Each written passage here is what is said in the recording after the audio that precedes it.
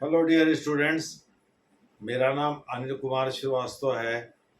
इस समय मैं जो वीडियो बनाने जा रहा हूँ भारत के पड़ोसी देश बांग्लादेश से संबंधित है। बांग्लादेश और भारत के रिश्तों से संबंधित है। इस वीडियो को आप ध्यान से देखिएगा। अब तो यूपीएससी का रिजल्ट भी आ गया है। मुझे उम्मीद है कि यह वीडियो आप लोगों के लिए बहुत ही मुफीद होगा, बहुत ही कारगर होगा और इसे सिविल सेवा, प्रारंभिक परीक्षा और मुख्य परीक्षा दोनों में आप इस्तेमाल कर सकते हैं। बहुत ही ज़बरदस्त वीडियो होने वाला है। दरअसल आप सभी लोगों को पता है कि बांग्लादेश को ट्रांसशिपमेंट की फैसिलिटी 2017 से खुल करके उपलब्ध करा रहे थे नरेंद्र मोदी।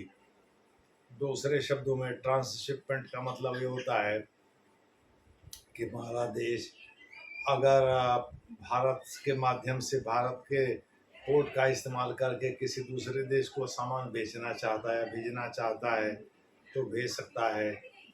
भारत में कलकत्ता में हल्दिया पोर्ट है जो कि इनलैंड पोर्ट कहलाता है। नदी के मुहाने पर स्थित है, समुद्र के किनारे स्थित नहीं है। वहाँ उसका एक बखूबी इस्तेमाल करके बांग्लादेश दुनिया के तमाम देशों को अपने सामान बेच रहा था। भारत से एक्चुअली सामान मंगा मंगा करके बेच रहा था और दूसरे देशों से भी सामान मंगा करके बेच रहा था।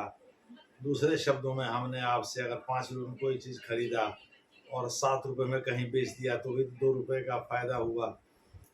इसी सोच के साथ बांग्लादेश पहले काम कर रहा था। जब शेख हसीना 2009 से सत्ता में आई तब से वो टेम्पोररी तरीके से ट्रांसशिपमेंट का प्रयोग कर रही थी। 2017 से परमानेंटली इसका प्रयोग कर रही थी, लेकिन 5 अगस्त 2024 से वो भारत में शरण ली हुई हैं। आप सभी लोगों को पता है कि नाहिद इस्लाम के नेतृत्व में वहाँ स्टूडेंट्स ने एक मूवमेंट खड़ा किया। बाद में उसे जमीयत उलेमा अल इस्लामी, अल बांग्ला और बांग्लादेश नेशनलिस्ट पार्टी जैसे एंटी इंडिया स्टैंड रखने वाले दलों ने समर्थन दिया और इस प्रकार से शेख हसीना का तख्ता पलट हो गया।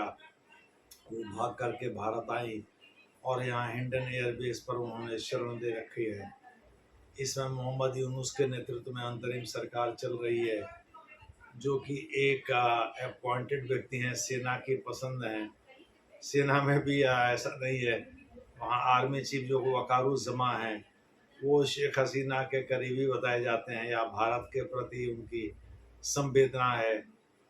कुछ ऐसे वहाँ सेना में अधिकारी हैं जो पाकिस्तान परस्त हैं और मोहम्मद यूनुस के चहेते भी हैं। तो इस प्रकार से वहाँ राजकाज जैसे तैसे चल रहा है। मोटे तौर पर आप कह सकते हैं कि जिन लोगों की एक आंतरिक परिषद बनाया है मोहम्मद यूनुस ने एडवाइजरी परिषद के रूप में, और जो लोग प्रशासन का काम देख रहे हैं मोहम्मद यूनुस को भी परामर्श दे रहे हैं, उनमें जमीयत उलेमा अल इस्लामी, स्टूडेंट्स यूनियन और बांग्लादेश नेशनलिस्ट पार्टी का रिप्रेजेंटेशन है। ये सभी इंडिया के विरोधी दल हैं। खुद स्वयं मोहम्मद यूनुस खान जो है भारत के विरोधी नेता है। भारतीय सोच उनकी नहीं है। दूसरे शब्दों में वो पहली बार वक्फा संशोधन कानून का विरोध कर रहे हैं, मुसलमानों का पक्ष ले रहे हैं जैसे पाकिस्तान करता रहा है।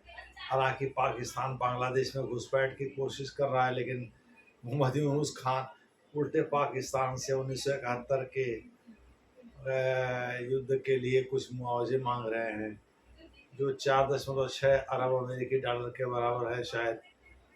तो इस पर हमने एक वीडियो बना भी रखा था, आप उसे देख लीजिएगा। मोटे तौर पर पाकिस्तान और पाकिस्तान बांग्लादेश के करीब आना चाहता है ताकि वो भारत को और कमज़ोर कर सके और धीरे धीरे बांग्लादेश को भी खा सके, क्योंकि बांग्लादेश पहले पाकिस्तान का ही एक पूर्वी प्रांत था जिसे ईस्ट पाकिस्तान कहा करते थे, लेकिन बाद में वही स्वतंत्र होकर के बांग्लादेश बना। चूँकि वहाँ बंगाल भाषा बोली जाती थी प्रमुखता से, और जनरल टिक्का खान जो कि वहाँ का लेफ्टिनेंट जनरल था पाकिस्तानी आर्मी में, जो कि वहाँ का गवर्नर भी बनाया गया। उसके रहते हुए वहाँ ज़बरदस्त नरसंहार हुआ, महिलाओं के साथ बलात्कार और दुराचार हुए। दूसरे शब्दों में 69 से 71 तक ऐसा होता रहा। तब जा कर के 71 में पाकिस्तान के साथ ज़बरदस्त लड़ाई हुई भारत की। उसमें पाकिस्तान युद्ध हार गया था। उसके 93,000 सैनिक आत्मसमर्पण कर दिए थे। बड़ी मुश्किल से, बड़ी चतुराई से, मुश्किल से नहीं, बड़ी चतुराई से भारतीय सेना ने ढाका पर कब्जा कर लिया। तब उस समय के तत्कालीन जो ईस्ट पाकिस्तान के गवर्नर थे, जनरल के नियाजी, वो भी लेफ्टिनेंट जनरल थे पाकिस्तानी सेना में। उन्होंने सरेंडर पेपर पर हस्ताक्षर किए और इस प्रकार से भारत के विरुद्ध लड़ रहे 93,000 पाकिस्तानी सैनिकों ने आत्मसमर्पण कर दिया। विश्व में 14 दिन के भीतर ही इतना बड़ा युद्ध कभी निर्णायक मोड़ पर नहीं पहुंचा।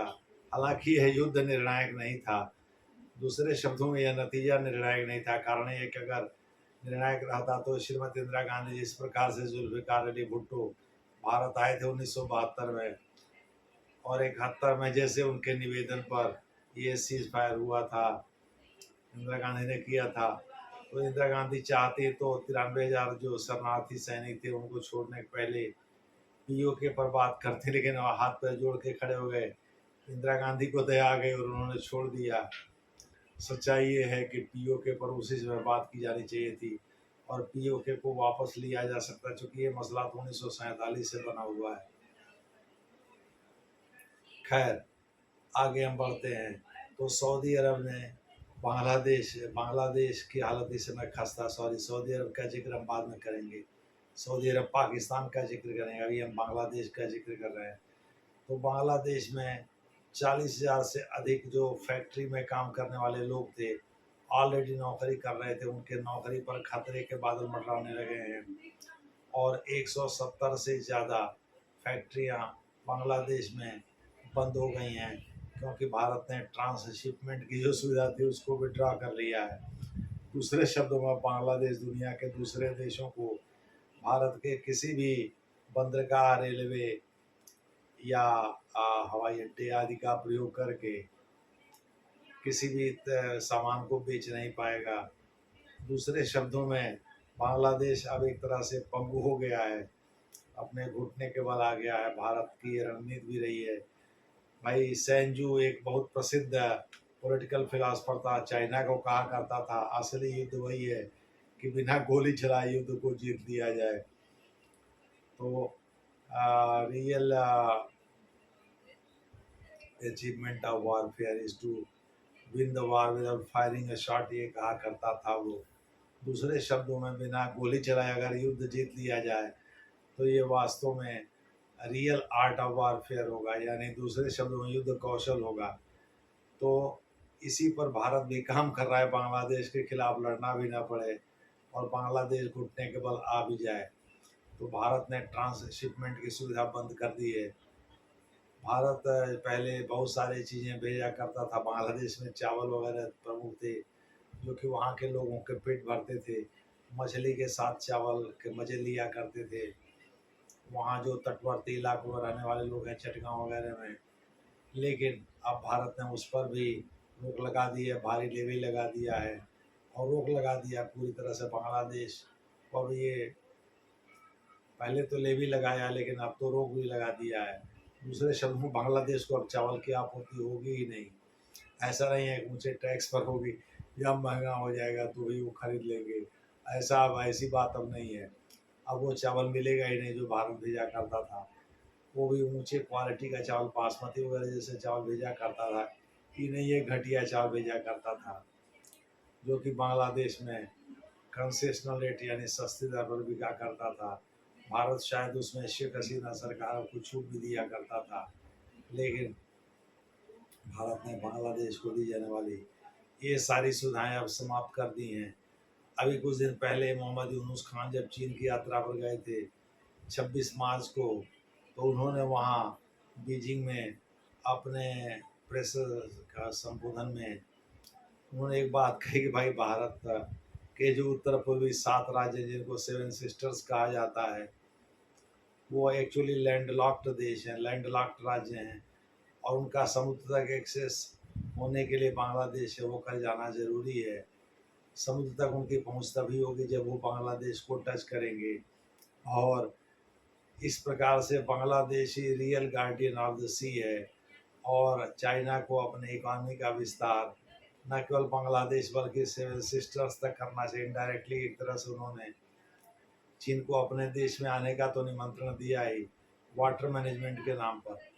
दरअसल वो चाहते थे कि भाई भारत के उत्तर पूर्वी राज्य में भी खतरा पैदा करे चीन, और उससे चिकन ने खास करके सिलीगुड़ी कॉरिडोर जो है उस पर कोई खतरा पैदा करे। लेकिन उनको पता नहीं भारत उसको चौड़ा करके चाहे तो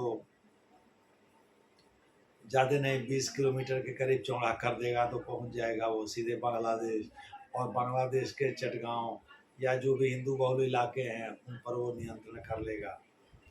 दूसरे शब्दों में बांग्लादेश का सारा हवा ख़त्म हो जाएगा कि समुद्र तट पर उनका कब्जा है या समुद्र तक उनकी एक्सेस है। और भारत के उत्तर पूर्वी राज्य एक लैंडलॉक्ड राज्य हैं, सब खत्म हो जाएगा और भारत सीधे जो है समुद्र तक पहुंच जाएगा। उसको म्यांमार भी जाने की जरूरत नहीं पड़ेगी, सितवे या सिलवे नामक बंदरगाह के माध्यम से वो समुद्र तक पहुंचे। मोटे तौर पर आप कह सकते हैं कि बांग्लादेश में जो मोहम्मद यूनुस खान उन्होंने भारत विरोधी एजेंडे में चीन को भी शामिल करना चाह रहे, चीन की खुद मदी हुई है अमेरिका के टैरिफ वार की वजह से। तो चीन इसमें भारत को लुभाने में लगा, भाई उसके सामान बिकेंगे नहीं तो उसके पास पैसा नहीं आएगा। पैसा नहीं आएगा तो वो कैसे अपने वार पर्पसेस को फाइनेंस करेगा, इतनी बड़ी फौज रखेगा, इतनी बड़ी जनसंख्या को खिलाएगा। चूँकि यूरोप में उसके सामानों की खपत ऑलरेडी पूरी हो चुकी है, सैचुरेशन पॉइंट पे, जिसको अंग्रेजी में प्लेटोड कहना कहते हैं। साथ ही घरेलू उद्योगों में भी डिसेलेशन की स्थिति यानी विकास दर जो है गिर रहा है।